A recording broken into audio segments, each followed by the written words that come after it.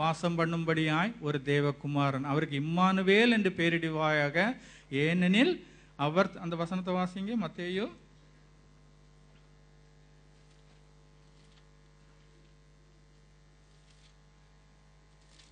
மத்தேயு 1:23.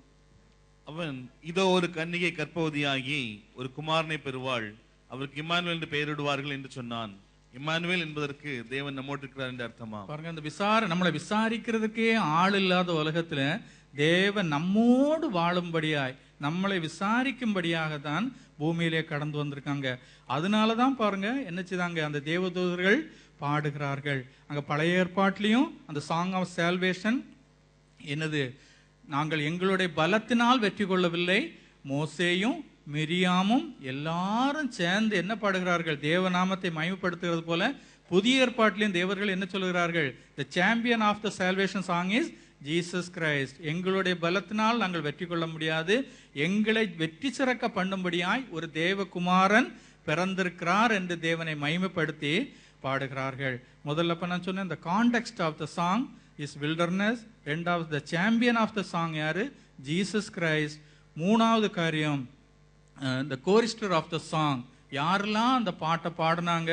பழைய ஏற்பாட்டில் நம்ம பார்க்கும்போது பாருங்க, யாரெல்லாம் பாடினாங்கன்னா அவ்வளவு பேரும் பாடினாங்க. மோசே பாடினாங்க, மிரியாம் பாடினாங்க, வந்திருந்த 30 லட்சம் ஜனங்களும் பாடினாங்க. Even the small children they sang the song, இல்லையா? அவ்வளவு பேரும். Who are the choristers of the song? All the people who experienced that salvation, who experienced that deliverance. யாரெல்லாம் அந்த விடுதலையை பெற்றுக்கொண்டாங்களோ அவ்வளவு பேரும் அந்த அந்த பாடல, இந்த சாங் ஆஃப் சால்வேஷனை பாடினாங்க. புதிய ஏற்பாட்டில் வரும்போது நமக்கு அது என்ன படிப்பனையை தருகிறது, யாரெல்லாம் அந்த சால்வேஷன், அந்த டெலிவரன்ஸை பெற்றுக்கொண்டாங்களோ அவர்கள் அந்த பாடலை பாட நாம் தகுதியாகிறோம். It's a dual experience. பாருங்க, இஸ்ரவேல் ஜனங்கள் எகிப்திலிருந்து வரும்போது அந்த செங்கடல் என்ன செய்தது, 2 காரியங்கள், டைமென்ஷனலி 2 காரியங்களை செய்தது. ஒன்று என்னது, டிஸ்ட்ரக்ஷன் ஆஃப் ஈஜிப்சியன் ஆர்மி, இல்லையா? இஸ்ரவேல் ஜனங்கள் டெலிவரன்ஸ் பண்ணப்பட்டாங்க.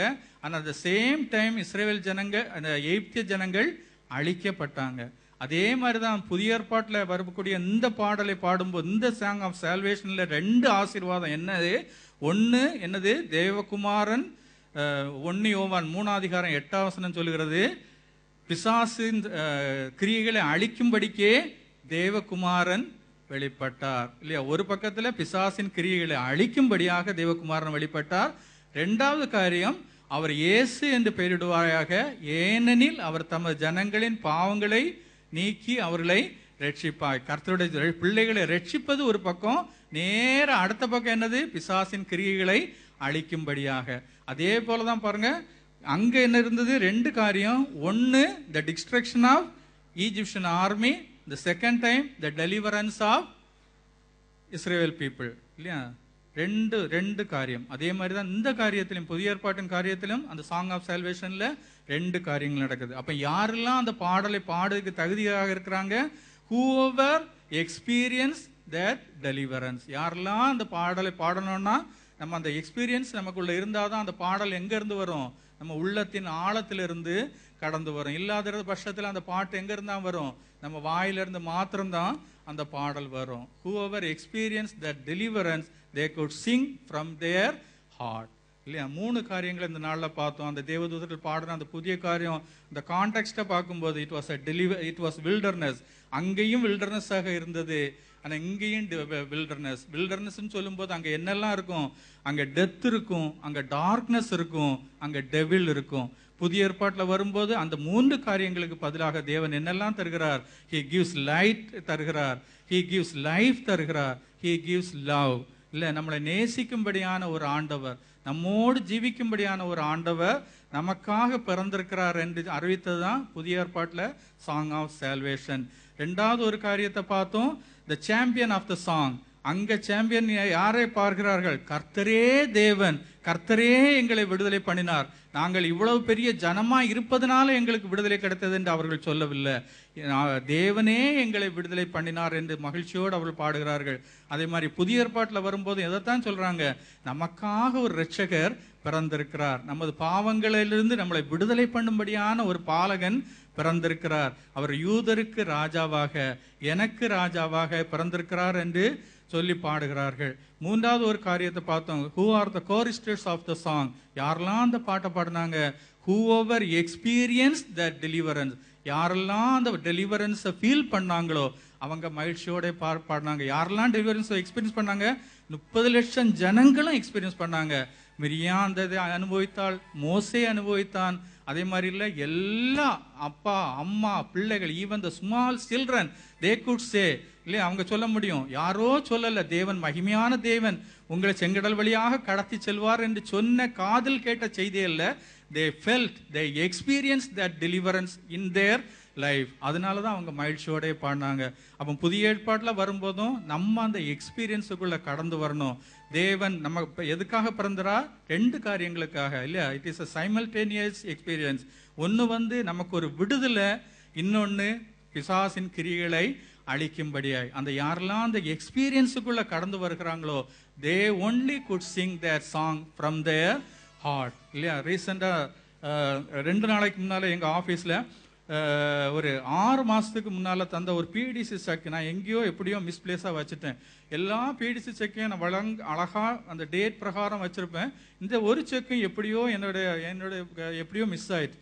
அப்போ அந்த பார்ட்டி கூப்பிட்டு கேட்டால், நீ இன்னும் ப்ரெசென்ட் பண்ணலையா, எங்கள் ஸ்டேட்மெண்ட்டில் இன்னும் வரலையான்னு.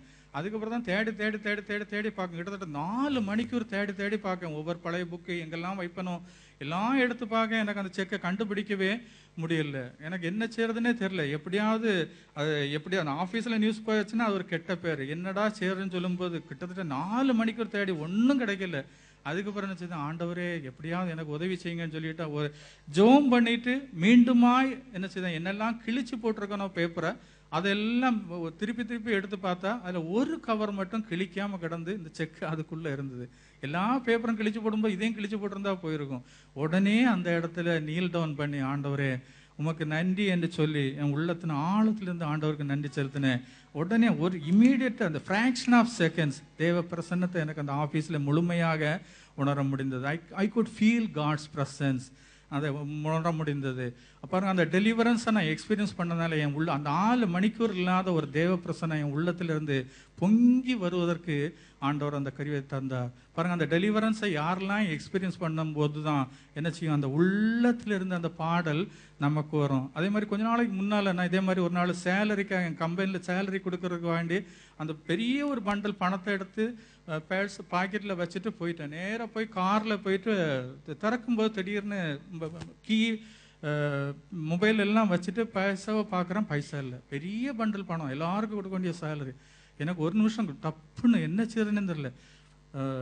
மறுபடியும் திரும்பி போகிறேன். போகும்போது பேங்குக்கு போகிற வழியில் தரையில் அப்படியே கிடக்குது. அந்த அவ்வளோ ஒரு பெரிய கட்டு நோட்டு அப்படியே கிடக்குது.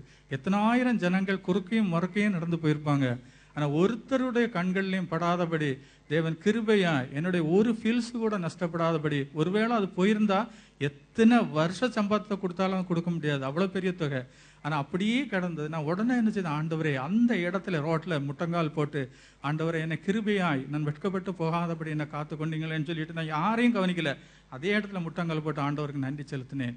பாருங்க, நம்ம அந்த when we feel that deliverance, நமக்கு யாரும் சொல்லி தர வேண்டாம், யாரும் ஃப்ரெண்ட்ல இருந்து புஷ் பண்ண வேண்டாம். that song of salvation will come from the bottom of our heart.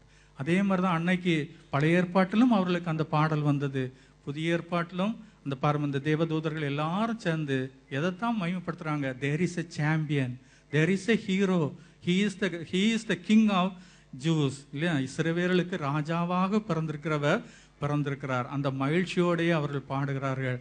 நம்ம சந்தோஷமா இருக்கும்போது எல்லாரும் பாடலாம். ஆனால் நம்ம பாடும்போது கர்த்தருடைய பிள்ளைகளுக்கு ஆண்டவர் கொடுத்துருக்கக்கூடிய பெரிய கிருபை, நம்ம பாடும்போது என்ன செய்யும், அந்த மகிழ்ச்சி ஆட்டோமேட்டிக்காக நம்ம வாழ்க்கையில கடந்து வரும். நம் கண்களை மூடி தேவ சமூகத்தில் ஒப்பு கொடுக்க ஜெபம் பண்ணுவோம். பாருங்க, 3 காரியங்களை இந்த நாளில் பார்த்தோம். அந்த தேவதூர்கள் பாடின பாட்டு, உன்னதத்திலே தேவனுக்கு மகிமையும் பூமியிலே சமாதானமும் மனுஷர் மேல் பிரியமும் உண்டாவதாக. 3 காரியங்களை பார்த்தோம். ஒன்று, context of the song, it's a wilderness. ரெண்டாவது ஒரு காரியம், அந்த சாம்பியன் ஆஃப் த சாங், அது வந்து யாரு? கர்த்தராகிய இயேசு கிறிஸ்து.